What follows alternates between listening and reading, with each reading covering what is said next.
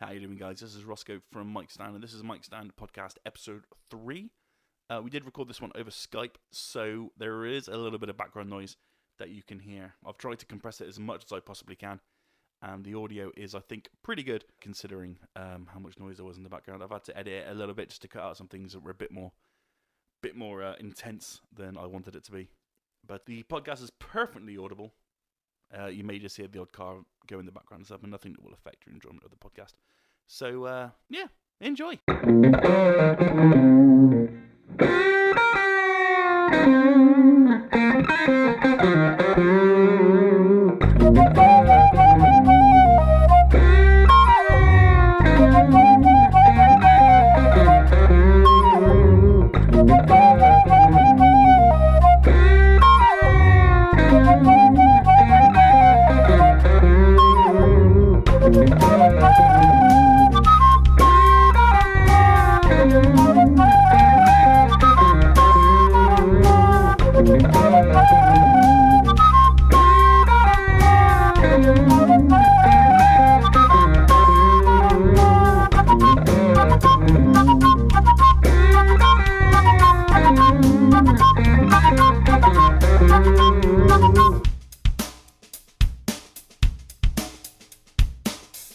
Ladies and gentlemen, welcome to episode 3 of Micstand, which is my podcast where I speak to people that I know all around the world about stories and about their lives.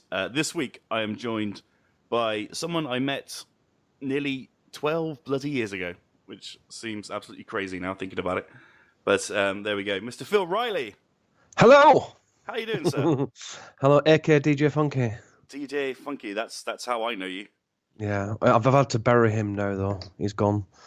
Oh, that's a sad time. I know, but we had a good time with each other for those 7 years that I was out in Cyprus when we met. Yeah, we met in Cyprus the first time I was away, which was I was 19 when we met. No, 19. No. And yeah, that was a learning experience more than any other. I'll tell you that. Yeah, Jesus Christ. I think I was in my 20s. I'm now 40 something, 41, I think. Jesus. Yeah, you were 28 and you taught me everything I know. Oh man, I always blush when you say stuff like that. No, it's true. It's true. Anyone says, because you were kind of the ultimate compare out in Cyprus at the bar. What was it called? Ghetto bar. That's the one. Which that's the old one that burnt down, didn't it? It did, yeah. That's crazy. Insurance. Yeah, right. I do not put it past anyone over there that they would burn it down for the insurance. It is a scary place to be, especially if you go on your own like you did and I did as well. It's not recommended, but highly recommended if you want to go out and get some experience. Definitely go abroad, and you'll definitely get your experience. And at the end of the day, everyone who goes there is all in the same boat, so you're not on your own. No. And that's how we bonded. Yeah, I was put with you in the end. I started there. I was with an Elvis act, if I remember rightly, at the very, very beginning, and me and you just sort of bonded over video and over film and things like that. And we were like, right, okay, I got to move in with this guy, and that's 12 years later. Here we are. Yeah, there's about 50 Elvises over there. There was one flat I was in, I can't remember what it was, but I was there with the woman I'm married now, and next door to us was an Elvis guy, and next door on the other side was another Elvis guy, and you could hear him through the walls practicing Elvis Presley, and the one Elvis guy would go knock on the other Elvis's guy, to ask for sugar, and they would actually speak, no word of a lie, in Elvis language. And they would go, "Here, brother, can I borrow some sugar?" Yeah, sure, brother. Here's some sugar. Oh, hey, watch the blue suede shoes. And I was like, Jesus, man, have a break. Take a break. Yeah, it was too much. It really was. Oh, yeah. It really was. I'll never forget that year. It was just utterly bizarre for so many different reasons. It is crazy, but you'll always make memories. I highly recommend it to anyone if anyone wants to get the experience of just being out there and fulfilling your talents and just gaining lots of experience. It's awesome. Indeed, we were based in Pretaris in Ayia Napa, which was it's a beautiful place. And we discovered this place called Cape Greco. Remember Cape Greco? Oh yeah. It was just a really beautiful place to be for all the right reasons. It was beautiful landscapes and just a wonderful city. And the bakeries. That's the one thing I remember more than anything. Yeah, £1 pizza slice. Yeah. Open 24/7. The pastry burger things that they had. They were lovely. Yeah, they're crazy, they are. And also the sweet stuff as well. You look at it and you think, what the hell is that? It looks like a slug that you've just squashed. But when you taste it, my God, it's amazing. But I think there's some takeaway food like that knocking about now in England. So I forget what they're called now. I'm not going to plug them. No. They haven't paid me. Nah, fair enough. But yeah, great times. Great times. Do you remember that sandwich bar just down the road from our little apartment? Sandwich bar. It was kind of on the right-hand side of the road as you drive down to the main strip. Tell me a memory from that sandwich bar. It was kind of not really sandwich. It was kind of more paninis. Right. It was very nice anyway. I need a memory. Did we get naked though? You know, it was kind of a shack on the side of the road rather than like a huge kind of like architectural restaurant. Honestly, my memory's so bad. Unless you tell me a cue point, then I'll remember the location. No, I don't remember. No, I don't think nothing exciting could really happen there because it was literally just on the side of the road. I think the most exciting part was when we came to pick you up. We'd never met. And pick you up from the airport, and me and Chris, who was in a different car, we had a race back, and we started rallying around all the roundabouts, nearly had a crash. and that was your first experience of being inside. Yeah, it was lovely. Throw you in the deep end. Let's go for a rally. I remember when we went to pick up one of the Robbie acts, and we drove past this really kind of run-down, shattered little town, and you were like, right, that's your apartment there. And I remember watching his face completely drop. It was hilarious. Well, I said to him, no regrets, but listen, she's the one. You'll be old before you die. Hey! Boom! You haven't changed a bit, man. I love it. Oh, thanks a lot. I just got older, got kids now. I know, man. You're all married and kids and everything now. I know. And you kind of settle down, but then you kind of don't. You were such a what's the word? Lothario? Is that the word? Don't say big words, man. I'm gonna start having to get my dictionary out. Yeah, true. You are from the north, aren't you? Yeah. It's grim up there. I'm even further up north now. Really? Yeah. Did you not know? Where are you based now? Well, around near Newcastle, nearish, not in Newcastle, but near to Newcastle. Jeez, that's super high. Yeah, I don't want to give the exact location because I get a lot of stalkers. Do you? Mm-hmm. There's a story there. Tell me. Yeah. Well, I know actually I did have a stalker in Cyprus. That was pretty weird. And the story behind that was it was my first year. I don't know if you remember, there was a bar called BC Bar in Ayia Napa. And anyway, it was my first year. And this is how crazy it is. This is what I mean when you get the experience. You're thrown in the deep end. And I was out there with a guy whose nickname was Monkey. And we were put together, so we named it the Funky and Monkey Show.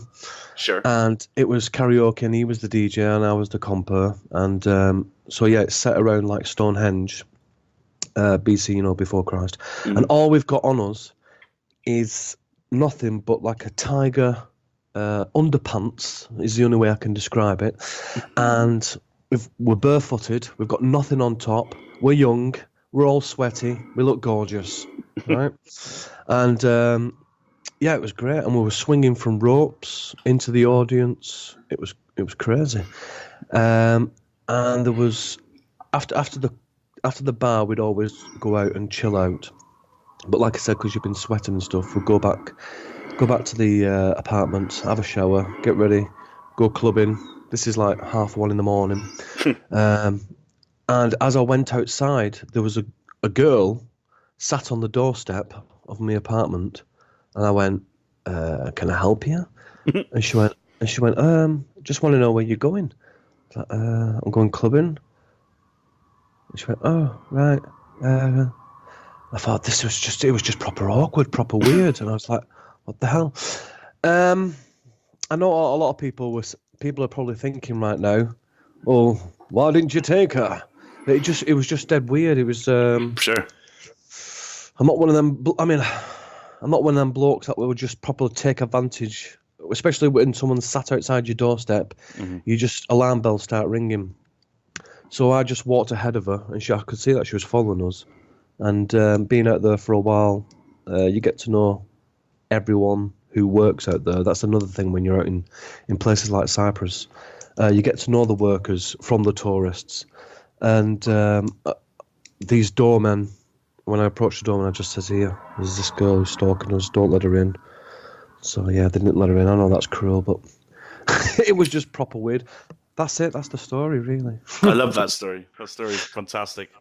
But yeah, it is weird. I mean, it's only I'm not mega famous. I'm not famous at all or anything like that. But you do get that kind of little fame feeling, even though you're in a small little village, because they've seen you on stage and doing your thing, and I don't know, they're overcome by it. It's weird, really weird. The power of the microphone. Oh mate, honestly, if you don't have to be gorgeous, No. You could be totally unfit. But if you're behind that DJ box with a microphone, girls just love it. They love it. I don't know what's going on through their minds. Yeah. I did pretty well back in the day. Yeah, just honestly, when you go nightclubbing or you're going out, don't put your best shirt on. Just carry a microphone in your pocket. You'll pull every time. Is that a microphone, or are you just glad to see me? Check 1, check 2. Can you blow on this for me? Listen. Sorry. You're trying to get the girls yourself. That's why you've called it the Micstand. Yeah. The power of the mic. The power of the mic. Yeah, I think it's a very clever name, but some people don't seem to understand it. But I remember just looking around my room, just going, "What should I call this thing?" And I saw my mic stand. What was that mic stand? I think it's pretty. Okay, I'll take it. I think it's pretty clever because it's like, you know, the open mic nights where you just get up and you say anything that you want and say anything that you feel. So instead of like saying a poem or anything like that, you can just come on and tell your story, because everyone's got a story to tell. No one's immune from not having a story, and it's good education for people to listen in and think, Jesus, do you know what I mean? What is it like out there? And you know, let's share our education from what we've learnt. Jesus, that was deep. I know. Is this DJ Funkie? What the hell's going on here? This is what happens, man, when you get married and have kids and stuff. How is married life for you, mate? It's smashing. It's absolutely brilliant. But I've got to say that if I want my next PlayStation game from the missus, no, I'm very lucky. She's beautiful. She puts up with a lot of stuff that I do. I've got 3 amazing kids, so you know, I couldn't ask for anything better, really. I'm very lucky. Fantastic, man. I'm really happy for you. No, it's cool. Good. But yeah. Right. I want to talk ghost hunting. Yeah. This is an avenue of life I never expected you to go down. Mm-hmm. When you told me a few months ago that you were doing a ghost hunting YouTube channel. Go on then, tell me, suck it to me. I was like, the first thing I was like, what the actual fuck is going on here? Are you allowed to swear on this program? Yeah, you can say whatever the fuck you like, mate. It's Jesus, fine. man, I've been refraining from swearing and everything. I've even got a swear box next to me. I've got loads of cash in my pocket. No, I still won't swear. It's not in my nature. You're so bad. Sorry. Right, anyway, sorry. Yeah, go on, give us grief about this ghost thing. I'm not going to give you grief. I was watching the videos, and the production values are insane. Yeah, cheers, man. All my work. How is it? How did this happen? How did this become part of your everyday life? Right. Well, if I start from the beginnings, tell me everything. Right. Okay. When I was a young lad, when I left school and all that, I'll give you a quick summary. I promise I won't make it as boring as possible. And when I was a young lad, I was working as a waiter, as you do, and I was also doing like amateur dramatics for acting and stuff like that, because it's always been a part of me. You know, you when they say you're born with it, I kind of believe that because you get dragged into it because that's what you desire. So I started doing amateur dramatics, absolutely fell in love with that. Did my drama and stuff like that at college. It's the only thing that I really got a high mark in.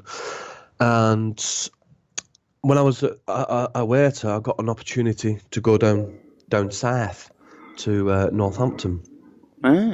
Because there was absolutely no work whatsoever in the Bolton area where I was, and it was absolutely depressing, really. The only thing that was good for us was the amateur dramatics, but that doesn't pay because it's amateur. Sure. So I went down to Northampton just to do some work and get some money in my back pocket. Still young. And I went down there. I thought, right, I'll give this a test for 2 weeks. And then this is the first time that I ever saw anything that said that was agencies. No, like work agencies. No, they're all over the place now. But I was pretty new to this. We'd never heard of this. This is amazing. What, you walk into a place and they give you a job straight away? That's amazing. And when I first went there, they said, but what do you want to do? And I thought, well, they're agencies. I want to do acting. And they just laughed at me. And they said, no, we don't do stuff like that. It's factory stuff. So I did some factory working just to get a bit of money in my back pocket. Absolutely hated it. It's not the kind of thing I wanted to do. Not because I'm lazy. It's just my heart wasn't in it at all. But it paid, got cash. And then a job came up working in a bowling alley. And that was more my thing because people are having fun. I can see people laughing about and stuff. It's great. I'm working behind a bar. And I saw some people doing a kids' party. And I thought, do you know what? The way they're doing that, I could change that because the way they're doing it just seems a little bit boring for the kids. I thought I could really ramp this up and get it a bit more exciting for the kids. So I asked the manager if I could do take over the parties. And he says, yeah, go for it. None of these lot want to do it. So I did. I got the kids absolutely nuts, got them crazy. Before you know it, the parents were just wanting me to do the parties. They were booking me to do the kids' parties all the time. I was dressing up as a dog. The kids were just going absolutely nuts. And just by chance... Wow! Was that Eddie Eagle with rockets on his feet? It was, yeah. It happens every now and then in this room. Don't forget to wave to Eddie. That was cool. Are you sure that wasn't a sound effect? No, it wasn't. It's the terrible soundproofing I have in my room. If anyone was getting bored, they've certainly woken up now, haven't they? I'm not, man. I'm not. I love it. Right, so just by pure chance, and this is how it works, unfortunately, but it was just by pure chance, the local radio station, the BBC, they came down to do like a community radio and just talk about the bowling alley, blah blah blah. And the DJ, who's a Canadian guy, Nigel Vernon Dyer, his name was, absolutely top bloke. He saw the way I was with the kids and getting them all going, and he could see the passion, the way I was doing everything. And so he decided to interview us, and we got the kids to shout BBC and all that. And a week later, after that had aired, a lot of people I'd rang in and said, who is this guy? He sounds cool, blah, blah, blah. And he asked me to come on his show as like a sidekick. So this was like a Saturday afternoon to be like a sidekick for his DJ. So we're thinking about some ideas, what we could do, read some funny clips from the newspaper and stuff like that. And it went really well.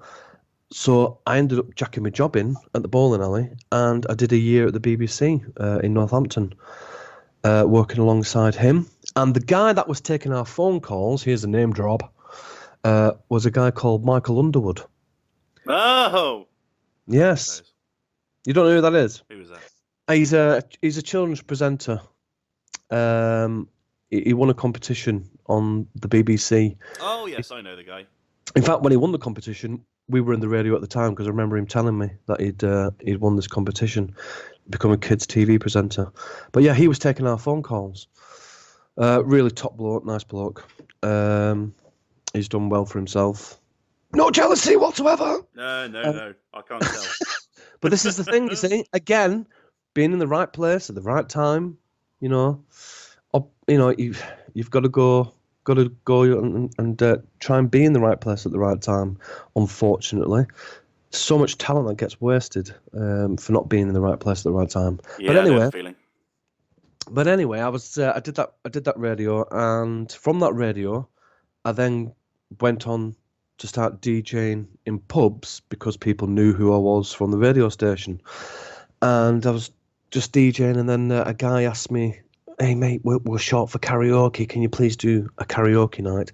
I thought, "Well, I can't bloody sing." He says, "Yeah, but your personality will come through, blah blah blah." And I did it, and they loved us, and they wanted us back again. So I kept doing karaoke, and I thought, you know what? I'm so bored of not singing. I'm going to give it a go. What's the easiest thing you can sing?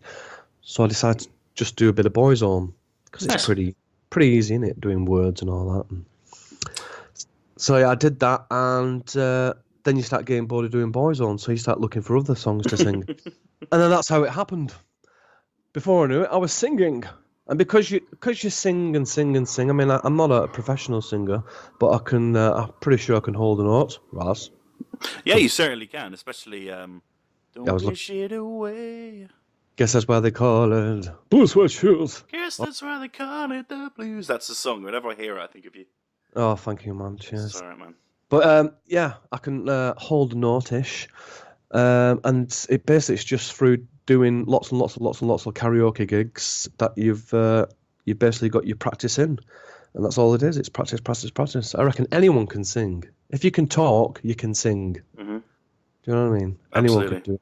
It's just all to do with confidence and not giving a F. Flying motherfucker. I promise I wouldn't swear. You do the swearing for us, please. I'm a very nice man now. Yeah. Oh, marriage has changed you, dude. I know. I'm sat here with a cup of tea. And so from doing all that DJing stuff, went on to do a couple of clubs within Northampton. I did some stuff down in London as well, like doing clubs. Also did some auditions as well. In fact, I went down to Thorpe Park and I auditioned to be a dancing bear. That was hilarious. You've never told me that. Yeah, I went down to Thorpe Park by myself. Caught a train from Waterloo to, is it Staines? Staines, yeah. And I went there, and there was loads of people, all professional dancers, and I thought, oh sugar, I'm only in the acting side. I can't dance to save my life. And they're all doing all these professional dance moves, and they were filming us like for this audition, but we're all doing it together. I thought, oh my God, I'm not going to get this whatsoever. And fair play to this other girl, she was trying to teach us the steps. She says, here, just watch me. And I thought that was really nice, even though I know I'm not going to get this, but I was gutted because I spent loads of cash getting down there and everything. And anyway, I didn't get it, but I even said to him, look, put me in a bursuit, I'll entertain the kids on the park, and I'll do some crazy stuff, and they'll be happy. Do you know what I mean? I don't have to dance. No, it's not what we're looking for. Oh, right, okay, no worries. But anyway, one of the guys that runs the DJ circuit said, guy in Cyprus who runs the club scenes over there, how would you like to go over there for 3 months? So I did, went over there, meant to do 3 months. Again, not blowing my own trumpet, but they loved us. And ended up staying there. No, they did? They did! Oh my God. Success! So I ended up staying there for the whole season. And then 7 seasons later, but I actually did take a break. I took a break in 2005, and that's where I decided to let the seed flourish. And I took up doing extra work in 2005. I decided to stay in England, and I did extra work. I signed up with an agency in Liverpool that would only take on people who'd, like yourself, would have experience in entertaining audiences. There is extra work where you can anybody and anyone, Joe Blogs, can do extra work and just stand there. And then there's the supporting artist, which is the people like me and you who have entertained audiences and can prove it over a set period of time. And then obviously there's the artist. So I was a supporting artist, and I did a film. I was in a film called Across the Universe. I don't know if you've heard of that one. I don't know if it had much. I have. My mate Phil was in it. Yeah, it was a musical. Oh, was he in it? Was he? Yeah. Yeah, that was filmed in Liverpool. The bit I did, and I was like a It's like an old workplace set in 1960 something, I think it was. It was great. Long hours if you're going to do that kind of thing. You're talking about 12 hours in the day, and then they might only use you for 15 minutes, but you get free food. And back then, there wasn't any really. I mean, I said back then, it was only 2005, 11 years ago, but mobile phones weren't as advanced as what they are now. Sure.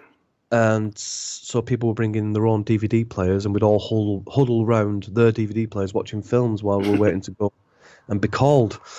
So I did that. I did Across the Universe. I did a PC World advert. What else did I do? I did a thing called Ghost Squad. That was on BBC Two. The hilarious thing with Ghost Squad, I did 3 hours. 3 days for Ghost Squad. First day I turned up. 12 hours I was there. Got free food. Not used once. Ouch. But how much did I get for that? I think I got. Trying to work it out. I think I got £100, £100 for 12 hours doing nothing. Right? Second day, again, not much going on. And then suddenly I get called up. I do 10 minutes of walking down this corridor with these two main actors. Third day, didn't get used at all, but still got paid. And that was it. That was me done. And then when I looked on BBC Two, when it first showed it, because they said I'm going to be in the first episode, I went, right, nice one. So as you do, you huddle around with your family, and you check out the episode, and there I was. I couldn't believe it. There was the two detectives, and me in the background. But guess what? What? I was blurred out. You couldn't even see my face, but I knew it was me. Yeah. Everyone else, who is this guy? It's just a blurred face. It could be anyone. Honest to God, they've got so much money. They just burn it. I mean, why didn't they just pull in the guy that was making the teas? Why pay a sporting artist to come in only to be blurred out? It's unreal, and it's frustrating as well.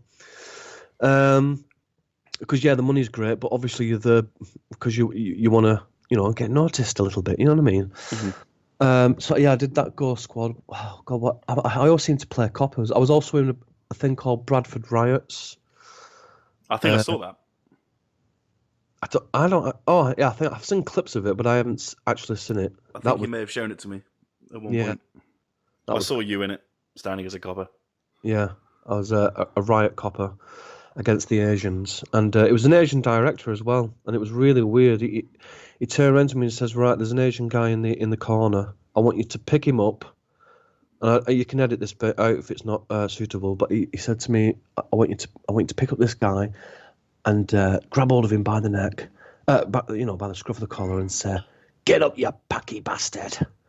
I thought, Jesus, that's a bit weird. You're telling me to do that, but it's part of the thing. Mm-hmm. So that felt a bit weird. But and they're also chucking bricks at us as well. But 4 bricks.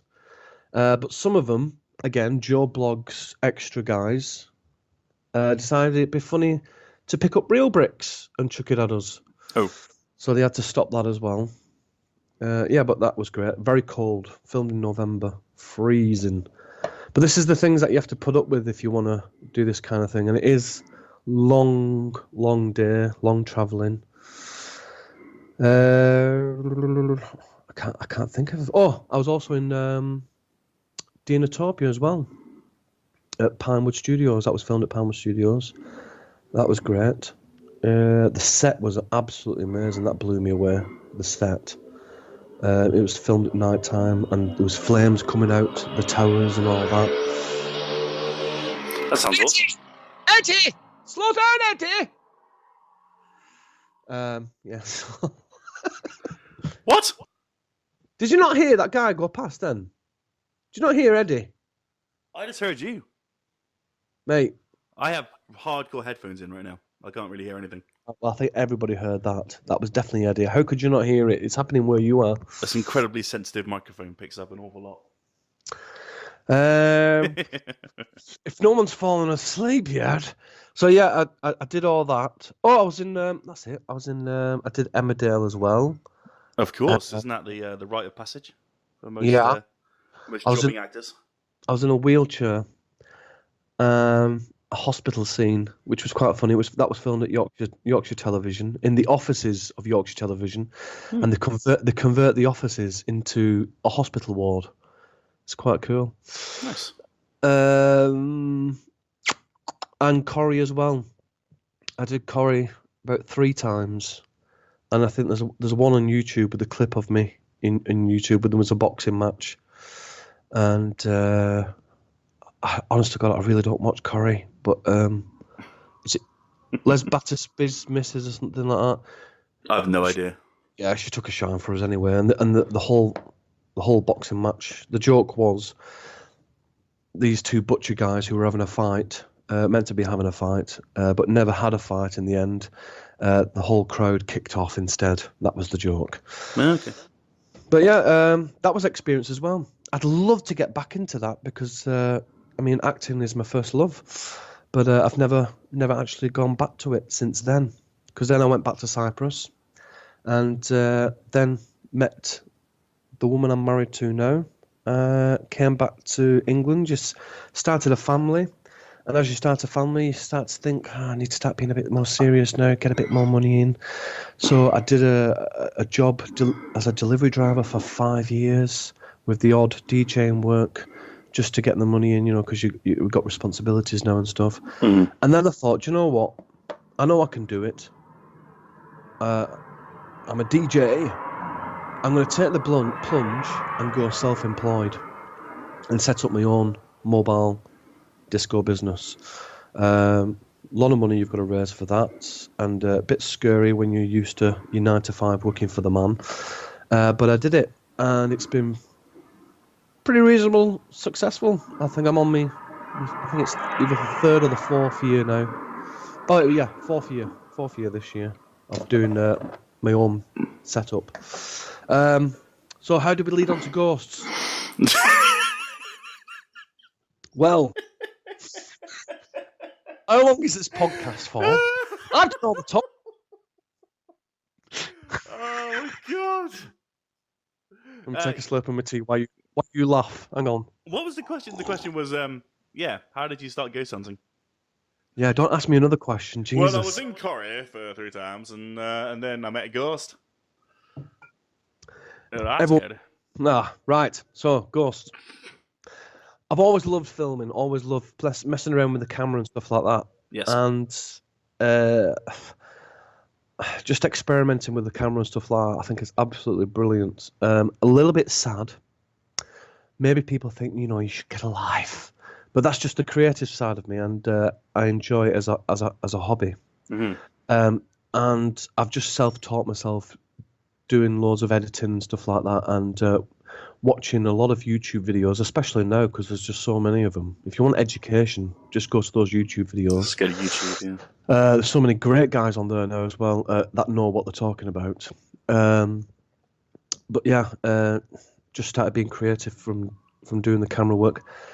And when I was in Northampton, you see, this is why I told my story, so now people can go, yeah, I remember when he said he was in Northampton. There we go, connection. All right. Full Especially circle. From American, did that accent. So when I was in Northampton, I had a flat. Okay, get ready for the spooky zone, guys. Here we go, I'm ready. Turn the lights off. Okay. I can't see anything. When I was in Northampton, I was in this flat. Got it all by myself. I was poor. That's a violin. That's Ross is stuck in the editing bit there. That was like a poltergeist violin. That was good. I was sort of giving you a background there, but yeah. That was starting to get into Corrie mode. That was. You stopped talking, so. Yeah. It was starting to get into Emmerdale Corrie mode. That was. Yeah. So it was The Exorcist. When I was 19, I was in Northampton and I got this flat. And there was absolutely nothing in it at all. No carpets, no nothing. Very poor. And I had a black and white television, and I put it in my bedroom because I didn't even have a couch. Nothing. Zero in the living room. So I thought, well, I'm just going to live in my bedroom then, until I get a bit more cash and can do this place up. And I think I was only in there for 3 weeks, and I have to say this to everyone, I hadn't had any alcohol, and I hadn't had any drugs or anything like that. I wasn't tired. I was healthy, and I went into my bedroom. It was night time. Turned the light off. Jumped in bed. I didn't even bother with the telly.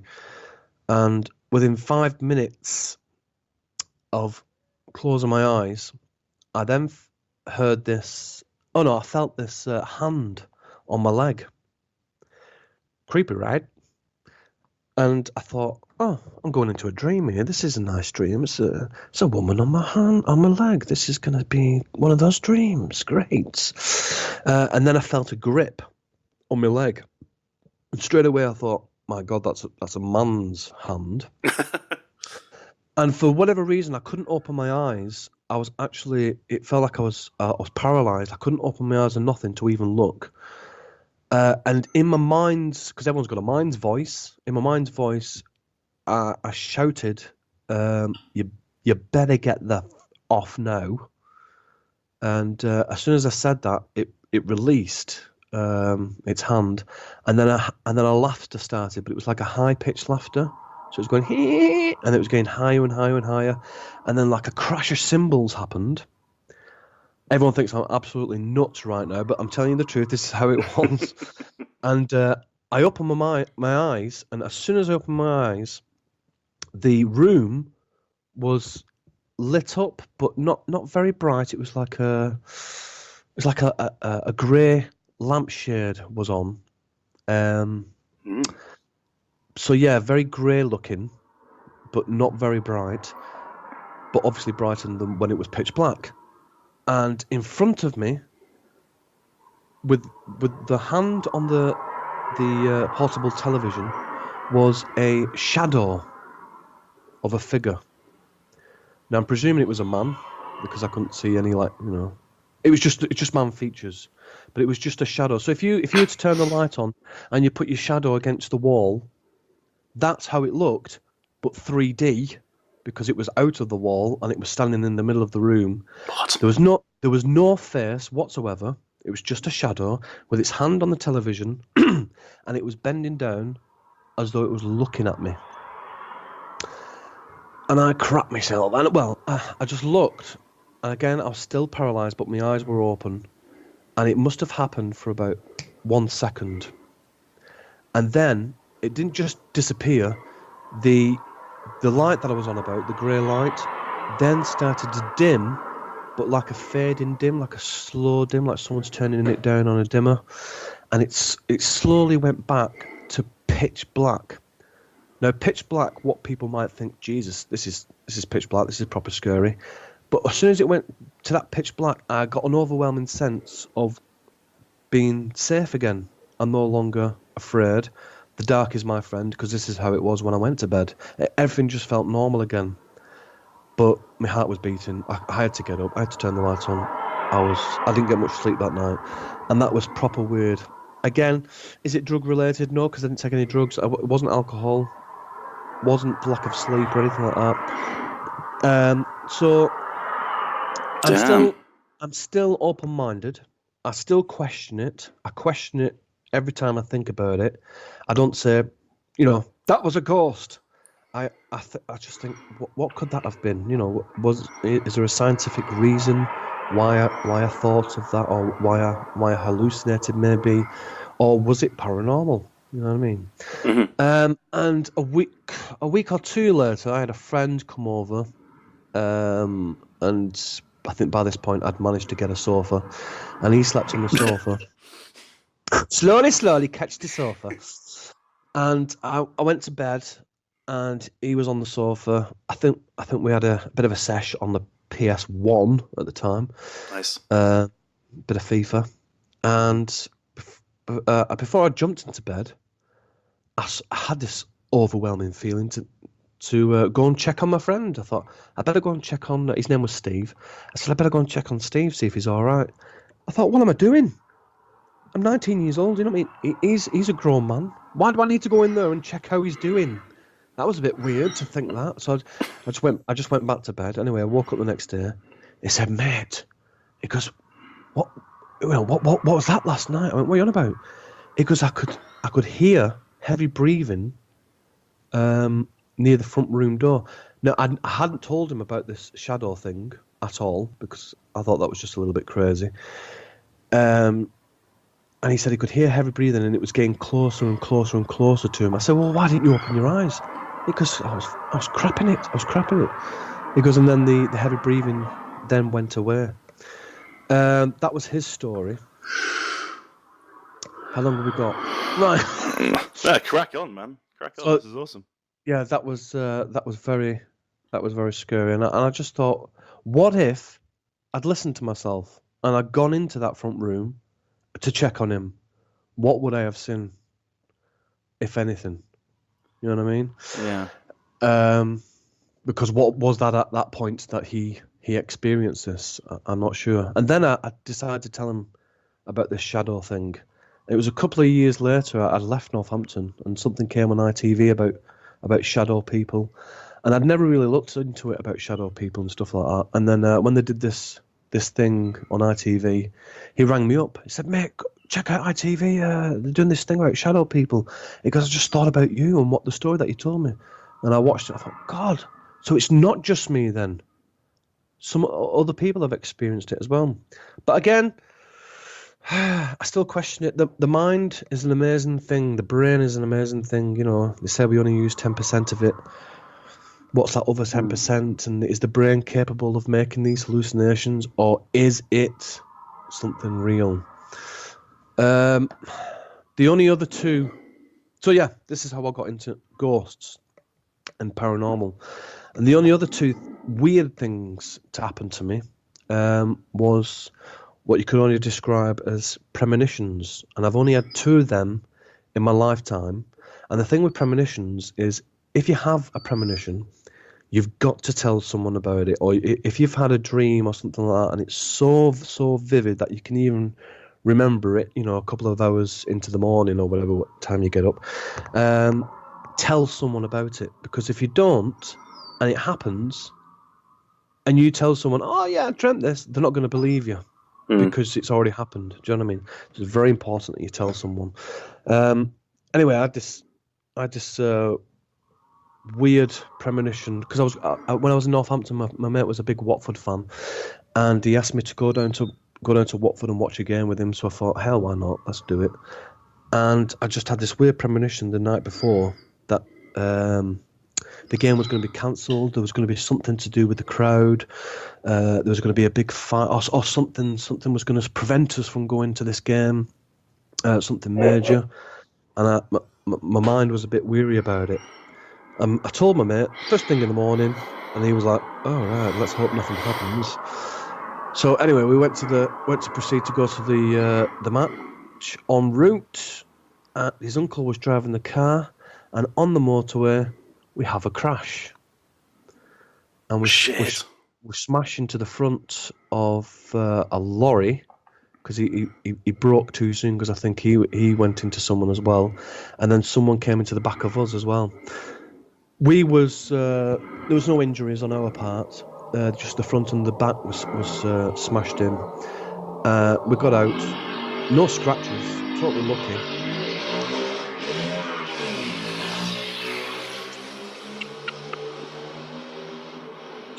Ask, do you live near a speedway?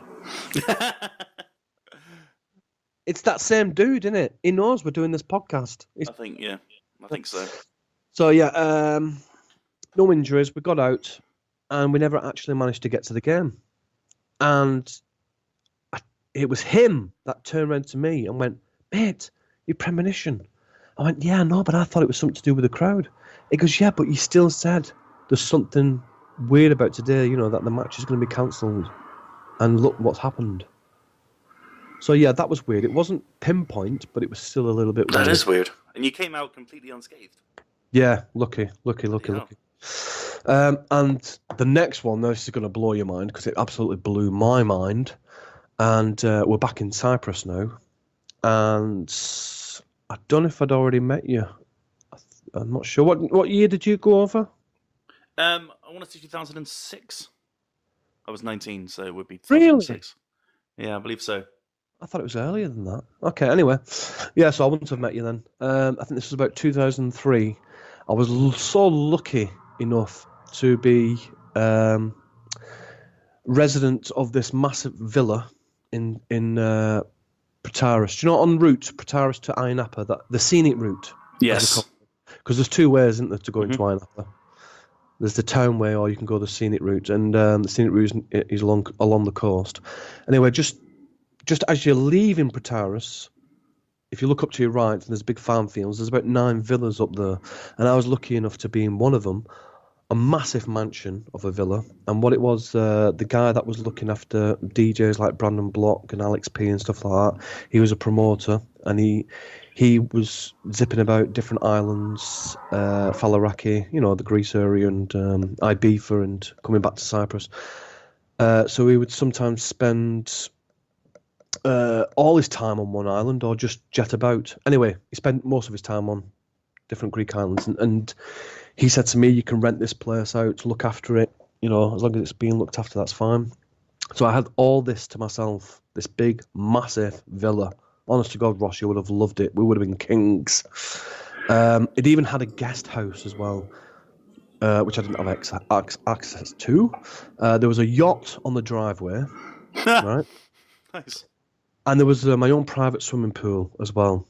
Wow. Now, I brought a few ladies back to that villa, and they would always ask the question, "Is this your place?" And I would always honestly say, "Yes, it is." Jesus, you're a fantastic DJ. I know.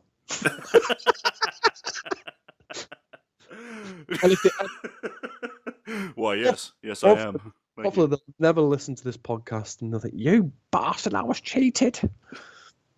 But the way I look at it, they've got to stay in the villa. You know what I mean? So, sure. Free access to the pool. Yeah. So I was in this villa, and you do remember Chris, don't you? Yeah, absolutely. Yeah.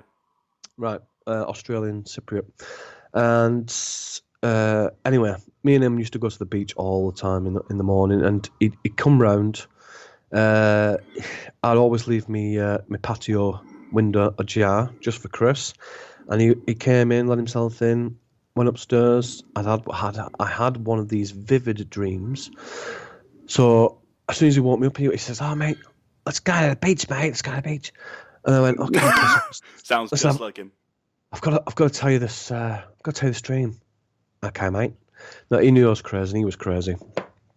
And the dream that I had was that me and him had gone to this jungle, Vietnam looking, and we'd taken a group of special needs adults, and it was like a charity thing that we were doing. And because I love my filming, I took my camera as well to film the whole event. And one special need guy had a distinctive look about him. He was skinny, and he had a beard that was not a full-grown beard. It was like a pencil mark from ear to ear, and the rest shaved off. So just a pencil beard, going underneath the chin. Mm-hmm. And he'd, in the dream, had nicked my camera and ran off with it. So we had to go and try and retrieve it. But he was just very acting all a bit weird.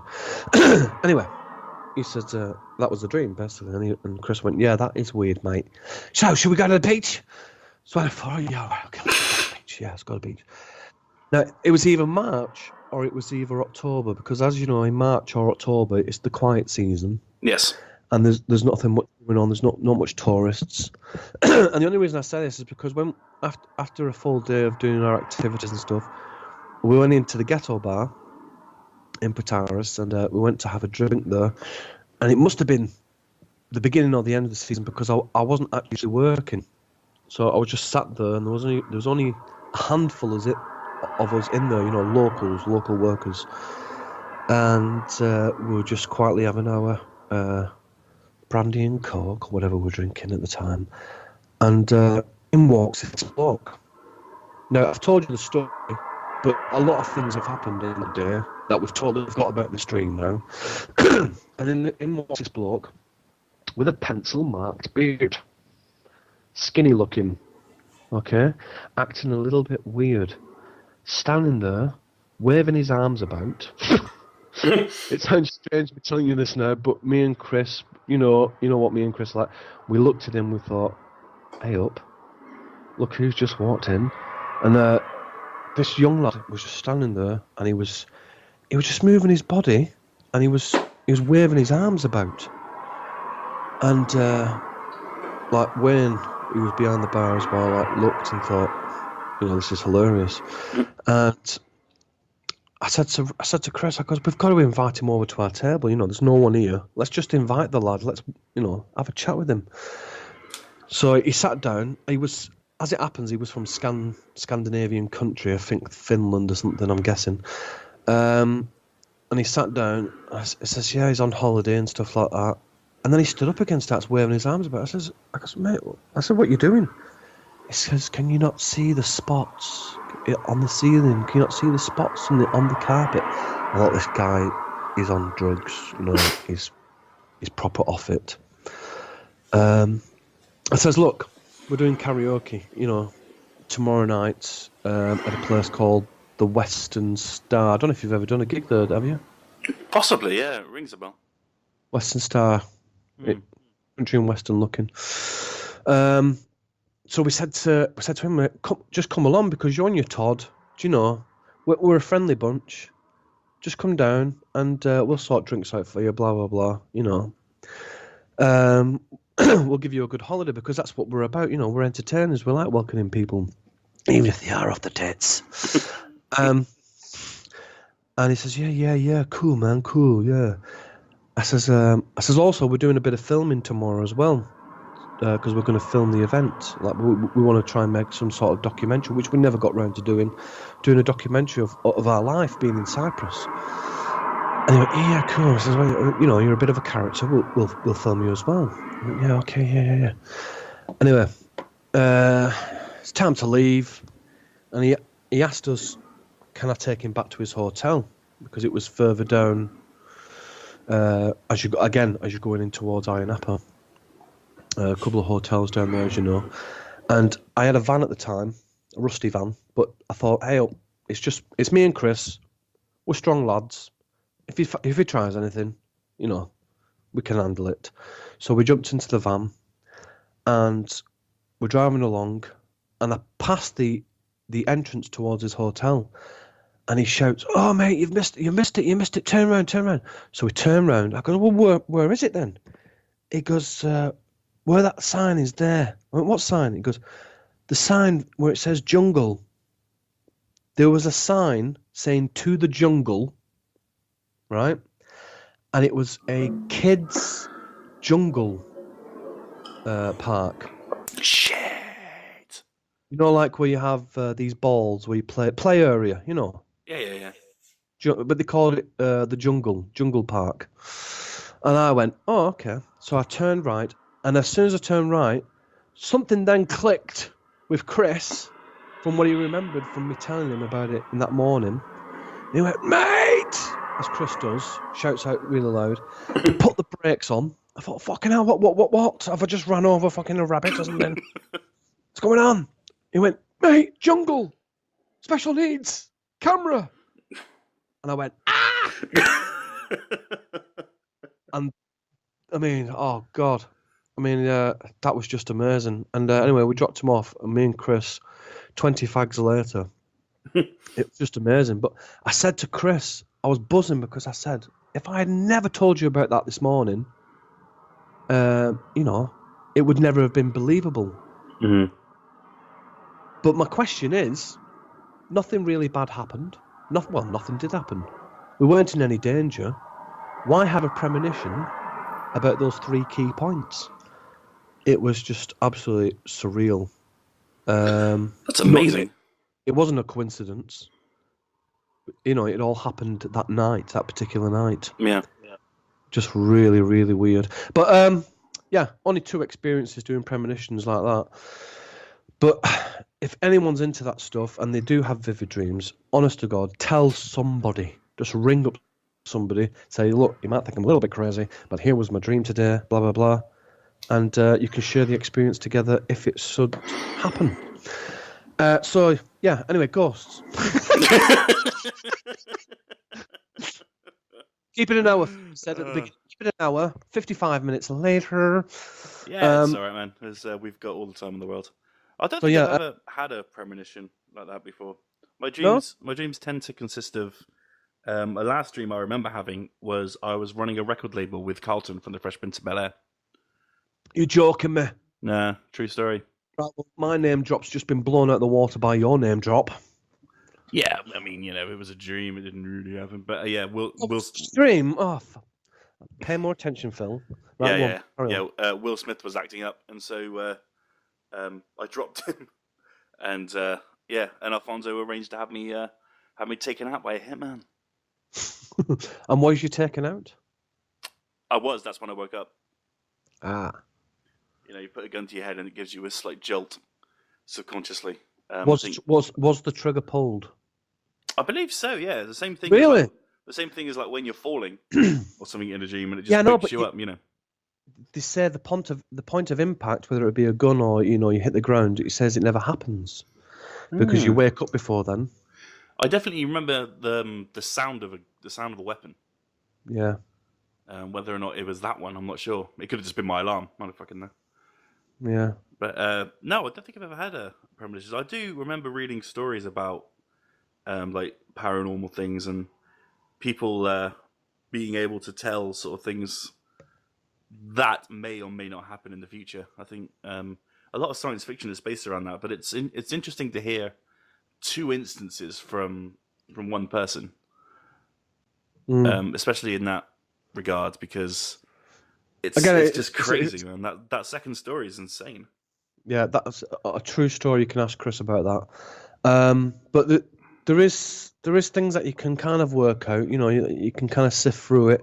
They say that if you've had a premonition, it's only your brain, getting pinpoints of stuff from during that week or that month, and things that you've already seen, and you're going to see again, and then you think you've had a premonition. But I've never met this bloke. I'd never been to this jungle thing. Yeah, I messed around with cameras and stuff like that. But this guy was exactly how I remembered. Well, as I said, the beard and acting weird. The acting weird bit, my brain in the dream just thought he was special needs. He didn't think he was on drugs. So yeah, that was really weird. But I've always had a passion for these ghost things, especially when they started coming on television as well. Most Haunted, yes, I watched Most Haunted when it first came out. Absolutely loved it because it was nothing of its kind. And then I fell out of love with it because then it started getting a bit predictable. And when it starts getting a bit predictable, you start questioning the honesty of the makers of the show. Yeah. And you think, well, what's the point in, especially something of that caliber, because you think to yourself, what's the point of me watching this show? You want me to believe there's something there, but if you're being dishonest, what's the point of watching it? Because I know you're going to be dishonest. You know what I mean? There's every episode they were just chucking stones. Every episode, no matter where they were, no matter what location. Oh look, a stone. And I thought, oh come on now, think of something else. And that Derek Okora as well. Oh God. Again, great when it first started because it was all brand new. But you get to learn how they work and stuff like that. And if you see enough of it, you start to question it, and you think, oh, he's just making this stuff up. You know what I mean? Yeah. I think he actually. Don't quote me on this, but I think he actually got kicked out the show because they actually did find something on him. They realised he was a bit of a con man. But again, don't quote me on that. That might not have actually happened. But then I discovered Ghost Adventures from across the pond and Ghost Hunters. And I thought, that's cool, the 3 guys on Ghost Adventures going around different locations all across America. It's proper raw. It's raw stuff. Yeah, they're a little bit, they're a bit of it American. Hey, this is the greatest show ever. And but it was really good because of the raw factor. yeah, so I've always had a passion. I'm so sad. I look at a bit of brickwork from days gone by, and I think some guy from way back when actually put this stone into this building. He touched this brick with his own hands. You don't have to go to a museum to look at stuff and think, wow, look at that, someone owned that. Just look at the brickwork. Someone had to have put that in there. Or what went on in this place, before it was all modernised-ish. People walked and had different lives and stuff like that. I think it's absolutely amazing. So you combine the camera work with the history and the ghosts. It's just a dream pot for me. So that's how I came about doing what I'm doing now for my YouTube channel, which leads us on to that. Plug! Which is Ghost Watchers UK. Yep, Ghost Watchers UK. I teamed up with an old school friend called Richard Stevens, and we did our first episode. I like to call it the pilot, because we just probably went in there raw. We've not much equipment. So again, we've looked at these other shows. We've looked at other people's YouTube. We're thinking, how is this done? We're pretty new to this, and we've gone in there with some these recorders. These recorders are ace. You can pick up these recorders on eBay for about 16 quid. These are EVP recorders, and you put your headphones in, and you can hear stuff like a mile away. It's amazing.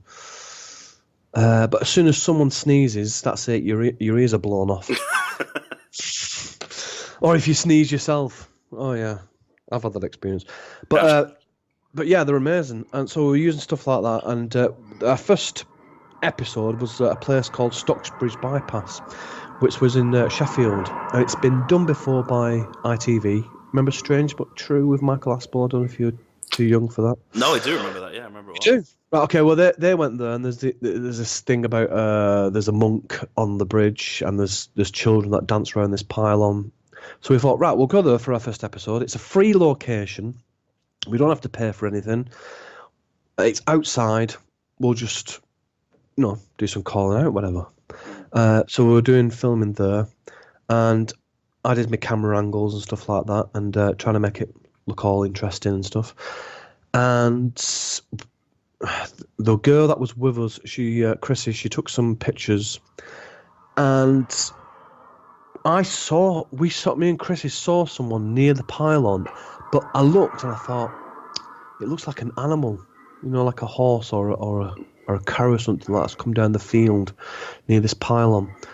And we looked closer, and there was no horses and there was no cows or anything like that. And she took a picture, and when we looked at the picture later on, it's up to you guys to decide, obviously, but you can just make out like a little bit of a shadow of a man. But again, it could be, your brain wants to see a figure. That's how it's trained. From birth, from being a baby, you're trained to look at faces and recognise faces and make out faces. So your brain, unfortunately, it wants to make out these things. It wants to believe more than you. So anyway, we kind of saw something that looked like a figure. Again, open-minded, not saying it is definitely paranormal. Anyway, we enjoyed that, and we got quite a good response. So we thought, let's do another one. We'll make it a little bit more, even better. How can we make it even more better? Because this equipment costs a lot of money. Yeah. So what we decided to do is get another paranormal team involved. They'd seen our work from the first episode, and they thought, yeah, that looks cool. We'll join you, no worries. And these guys are from Coventry and Norfolk. This is just from Facebook, talking to other people.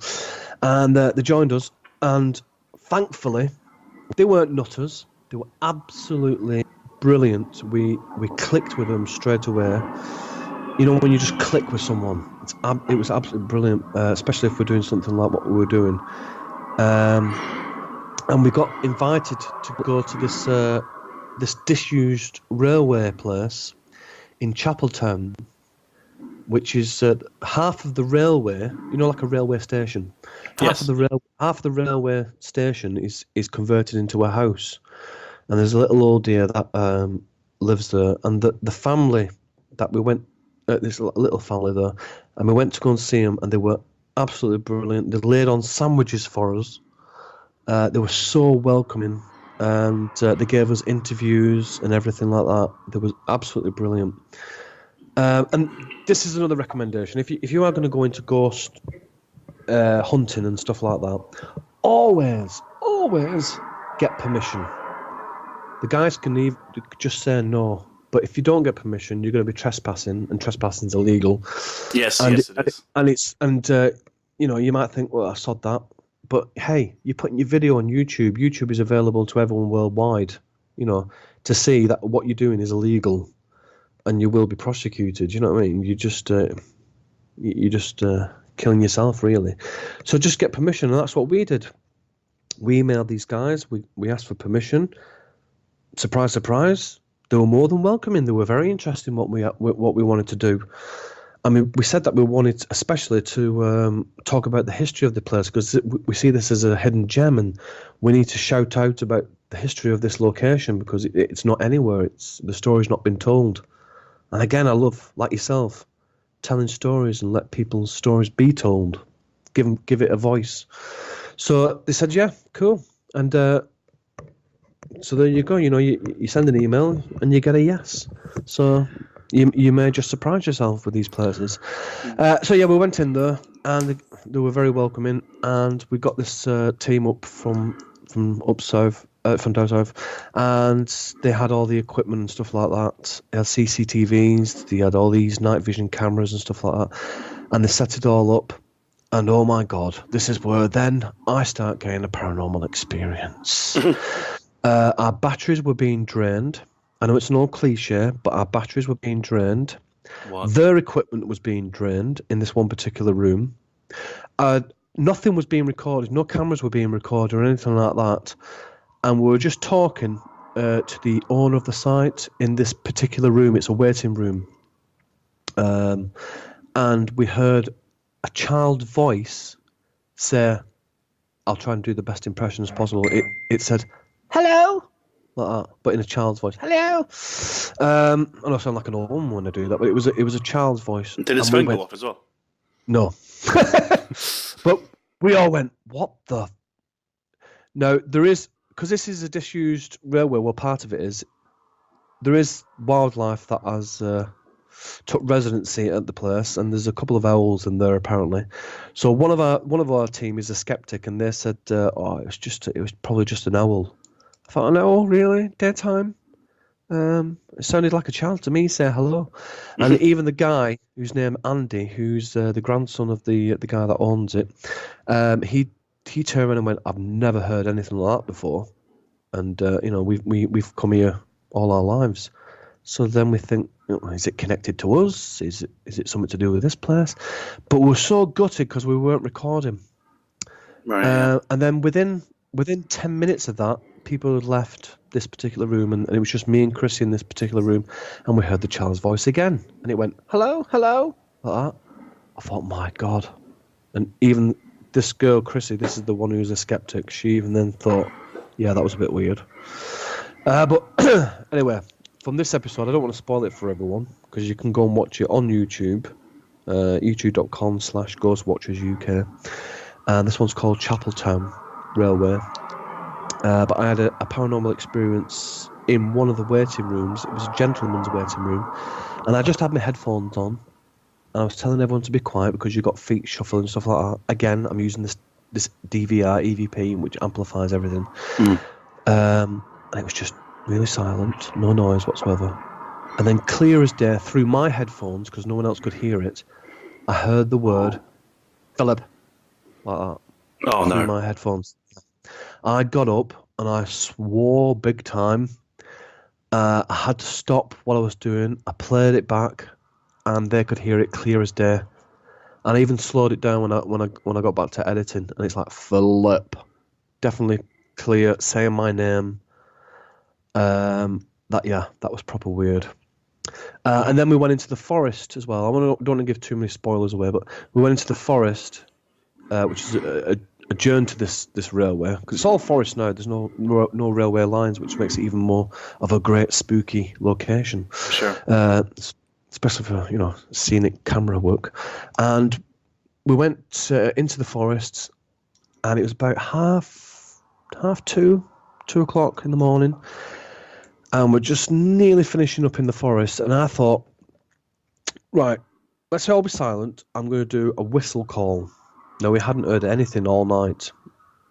Bit of rustling from wildlife, sure, but we hadn't heard anything all night. We're in the middle of nowhere, no civilization. And I did a whistle like this. I went like that, and then we all listened, silent. And then, within 5 seconds, you hear this like that. Come back. It was on cue. Absolutely on cue. And we never heard any more whistles that night. But that was really weird. The only way I can describe the noise is as if a truck in a very, very far distance had put its brakes on, and it was doing that, the high-pitched brake noise. It was 2:00 in the It was 2:00 in the morning. There was no roads near us. We're in the middle of the woods, and the fact that it was on cue, you couldn't have asked for a better coincidence, really. But again, was it paranormal? That's for you to decide. That's what I love about the team as well. The team are absolutely brilliant. There's not one of us that go out there and say, "Yeah, it's a ghost, everyone." We shut each other up. We want it to be explained. We'll explain everything possible. We're trying to, eliminate everything. If we can't eliminate everything, then it's obviously a mystery. It could be paranormal. But yeah, so we got into doing that, and the next episode we're lucky enough to be in a pub. This is the Victoria? Yeah. We did a pub. If you go on these YouTube paranormal videos, you see lots of people like claiming, "Oh, look, there's an orb." 90% of the time, it's a bit of dust. But what we caught was a black orb. And this was a perfect circle, goes straight across this fireplace. And it's actually where I was standing. And I moved out the shot, and then this black orb just appeared. And that's in the episode as well. We had a door moving. I don't want to give too much away. And then what episode are we on now? 4th episode, we went to the Vane Tempest, which is it's in Durham, and it's like an old military building. And it was put there as like a home guard. It was also used during both the World Wars, and now it's a community centre. But I've always had an eerie feeling about this place. Lots of banging noises going on when you're the only person inside the building, and you just get that weird sense, heavy sense that someone's watching you. We've all had that experience. But yeah, you definitely get it in that building. But we also across from the building, they had their own. There's a military graveyard. If you go to these military buildings, they've always got their own military graveyards, which we only discovered after researching and the program. That's what's great about doing these episodes. You find out a lot of history and stuff. It's great. And I was drawn to this one gravestone, which was hidden behind some trees and a lot of overgrowth. And I went over to this gravestone and I looked on the front. Oh God, this just blew me away. And on the front of it, it said, "Here lies Private W.J. Klurg. He died, I think, what was it? Yeah, the First World War in Italy, fighting in Italy." And that just blew me away. And his age was 20 years old. So it said he died in action. And I just thought it was really sad because here's his gravestone. This guy's a bloody hero, and it's behind all this overgrowth. No one knows it exists, And I thought we've got to shoot this grave and try and find out who this guy is, because I'm a big gamer like you are, Ross, right? And we like playing Battlefield 1 at the moment, and there's a scene on there where it takes you to Italy.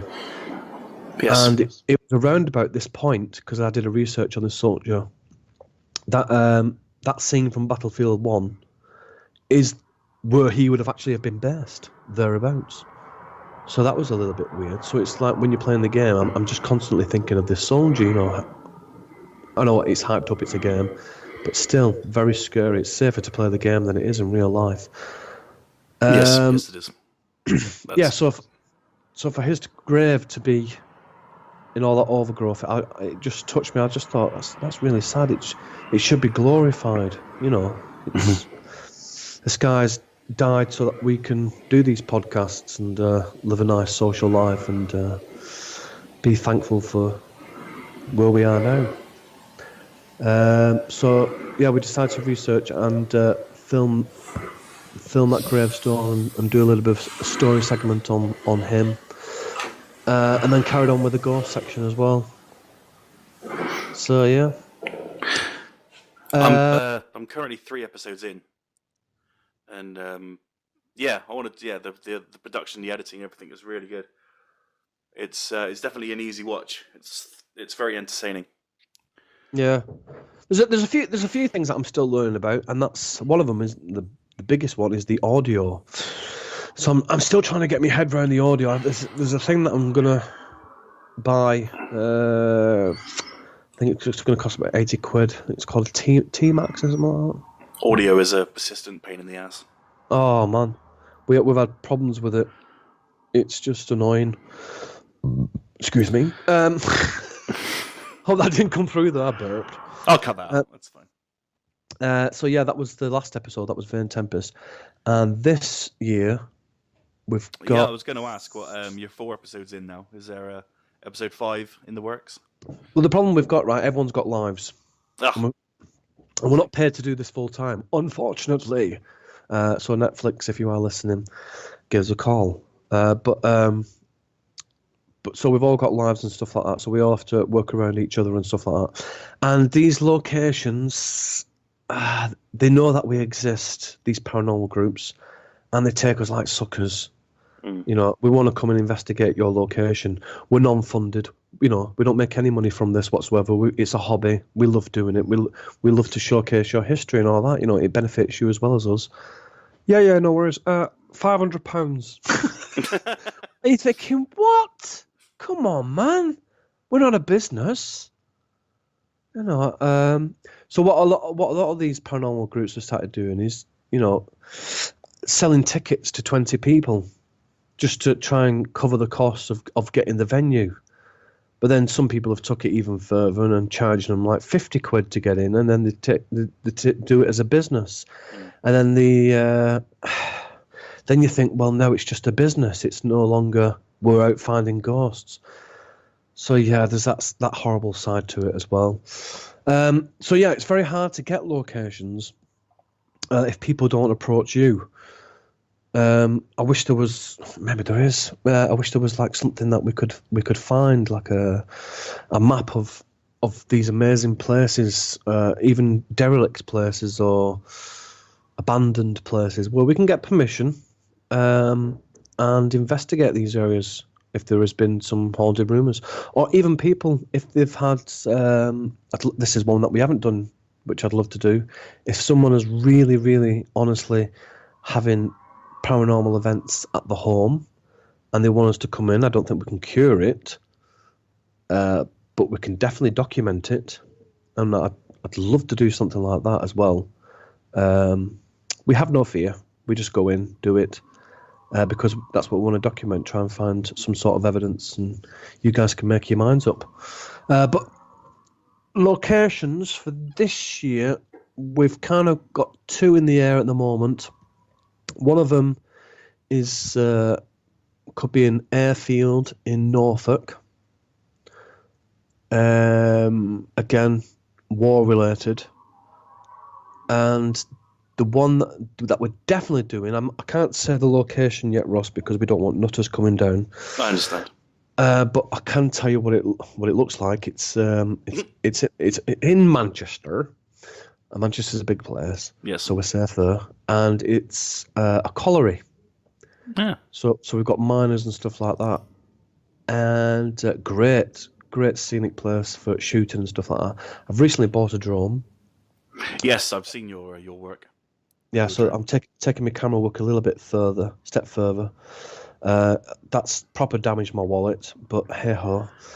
But oh God, Ross, it's amazing, absolutely amazing.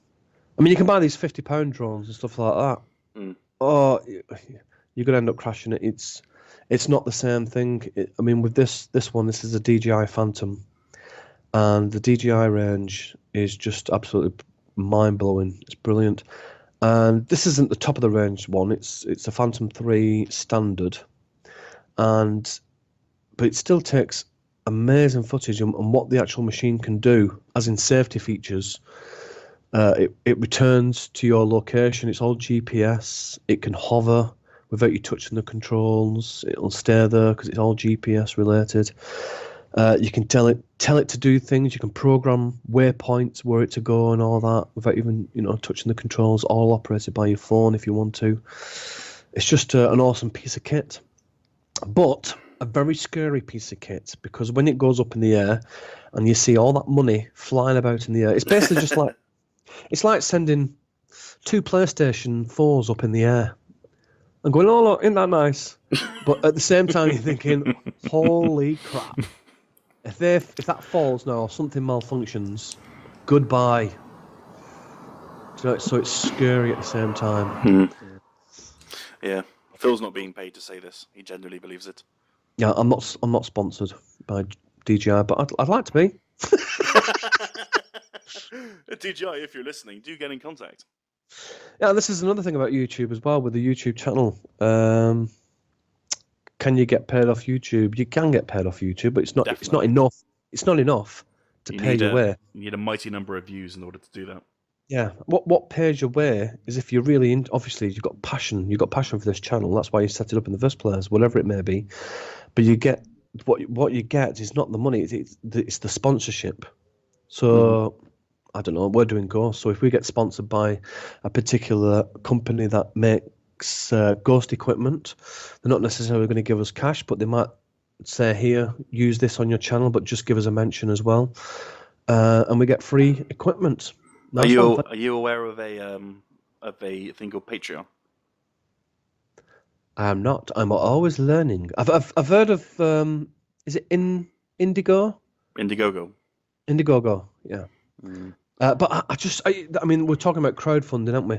So I've looked at Indigo, but I've also thought to myself, "Hey, this is a bit cheeky, asking people to give me £5,000." You just feel a little bit cheeky doing it. Patreon is something that a lot of YouTubers use to back their channels up. It's instead of like things like Kickstarter, which is a one-off payment, Patreon is like a monthly subscription service.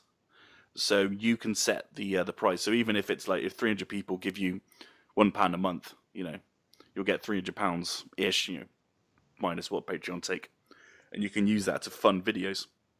And a lot of people do that. And so with your viewership, because you've got some decent viewing numbers for a small channel. If you can capitalize on that with a couple more episodes, you might be in a position to actually start a Patreon page and see where it goes. So, can they only get access to the actual episodes if they pay their way?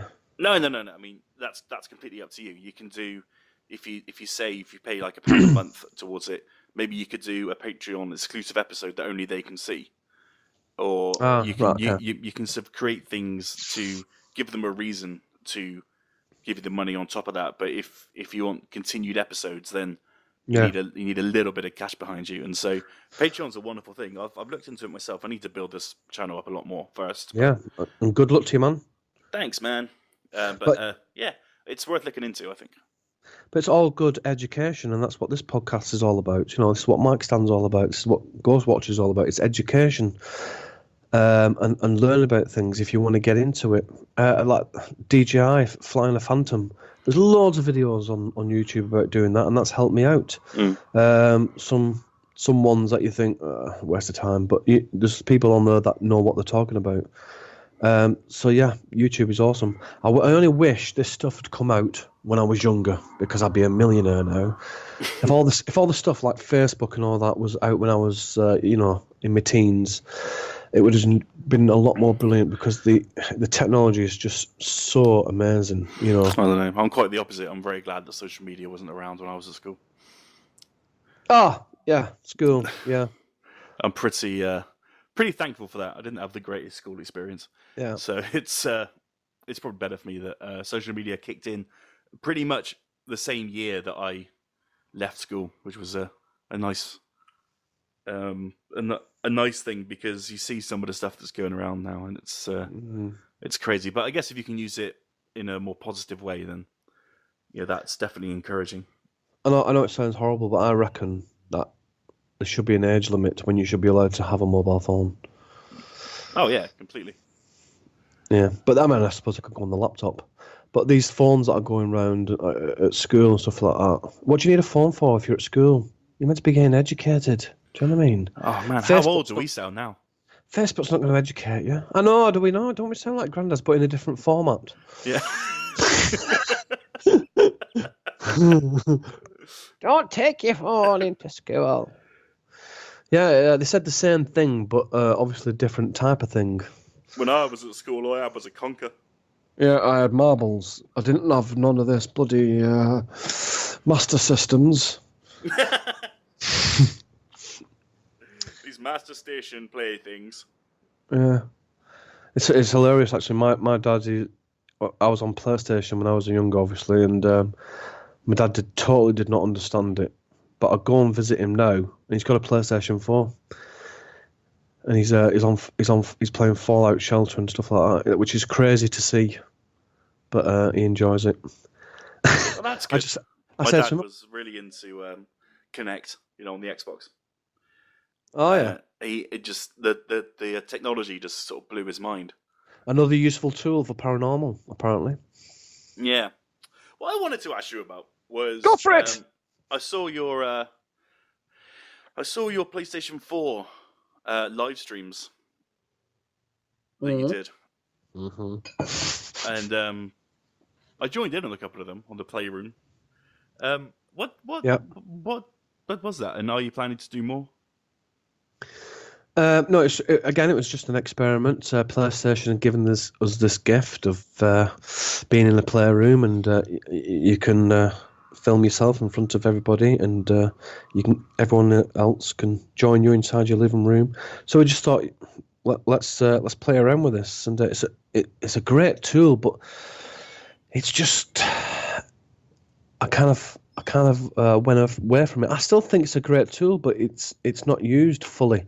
Like it can only get sent out to places like, I mean, it might have changed now, but it can only get sent out to places like Ustream or Twitch.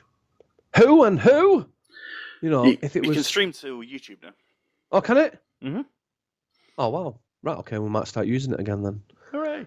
But I think it's absolutely brilliant, because there's some things on the Playroom, where you can stick up your banners and stuff like that and have silly things going on. It's just a great format. Like, you can build your own little studio, little TV studio. So yeah, I might look into that again for doing our live things, which we're also thinking about doing, because it's a long period between each episode. Because like I said, everyone's got their own lives. So we were thinking about, because everyone lives in different areas of the UK, our team. So we're thinking about doing some spin-offs from the episodes and talk about the paranormal world, other people's paranormal videos and stuff like that. See if that's something that maybe people would be interested in. And just doing like 15-minute, 10-minute weekly, extras kind of thing. Mm-hmm. See how that went. So interesting. But I don't know, with the PlayStation, you can't hook up with everyone else, can you? You know, like a group call. That is the one drawback from it. See, that's the future, man. That's what we need to start progressing on. Group calls. But if you can stream on the tube, then I guess they can also be connected in that way. At least add in the comments, maybe. I don't know. It's just there needs to. I mean, there is something out there, but you've got to pay for it, the software. But it'd be great if you could, if they were on the computer and you can, and you as the host could flick between each person's screen. You know, like using a camera 1, camera 2, camera 3. You know, as they're talking. You need that OBS, man. That's what you need. Yeah. Check out the open broadcast software, because that stuff is insane. I'll have a look at that.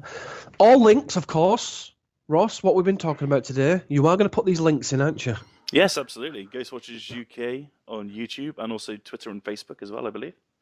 Yeah, but I mean, you know, all the links for the what was it? What did you say the other one was? Oh, you got Patreon.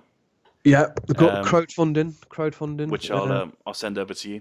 And yeah, the OBS. A lot of Twitch streamers use that because they can stream from Skype and from live video, and then it just goes to YouTube or Twitch or wherever they choose it for it to go.